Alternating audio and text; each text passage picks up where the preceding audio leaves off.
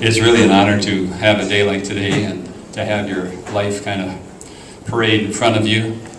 And had some wonderful people come and make the journeys here, especially thinking of some of the people that made an effort because I had the privilege of marrying them or being there when they got married, or having a baptism or something like that. And that is, that's the reward that you get for doing this. One of the things that in this setting is that I'm conscious of is that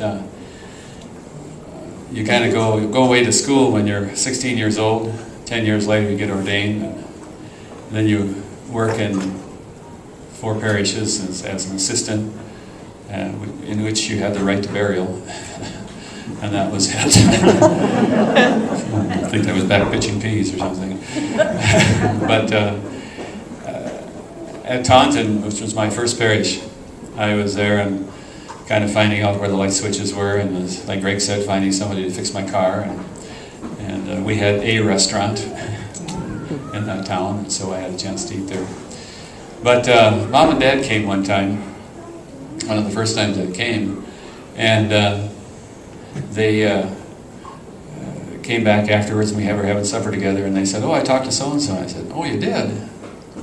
"Yeah, and they told me this and they told me that." Well, there's people talk to my folks that never talk to me. And the same thing was true when Greg and Ruth Mary came with their families, and then their grandchildren, and kids play with that. And my family has, I had a first cousin, my cousin Tommy Stitz, who was a priest of the Archdiocese. My mothers were sisters, and Tommy died when he was 50 years old of cancer. And but we'd come back, usually come to Litchfield because my grandmother was alive or had kind of made that the center of our world.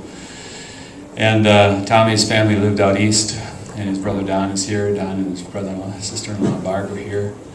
And we'd come in and walk in, say hello, and go to bed because we were so tired at either Christmas or Easter. But our families set the time of their meals every Christmas and every Easter for 44 years because of me and because of us, priests. And this is a family vocation. And I know the boys from Litchfield who went on to be priests always had the supports of their families and their parish. And St. Philip's is a lot of fine young men that have been able to do. And there's 3 of us serving the diocese right now, Father Stavita and Father Brian was right. And so this has been the model of my ministry. I've been glad to be in the parishes. When I went to the seminary, when the diocese extended from Wisconsin all the way to South Dakota. When I was in first college, they made the New Ulm Diocese. One day, or the day of, we went on a 7-day silent retreat. So I didn't know where I was going to be, but I was in the northeast corner of the diocese, and it was one of the gladdest days of in the seminary because I wanted to be serving here in upstate Minnesota. And it was because of all of you, and all of the people who sit in your place, or you're sitting in their place, in my life, in my heart. So I thank you, and it's a wonderful thing.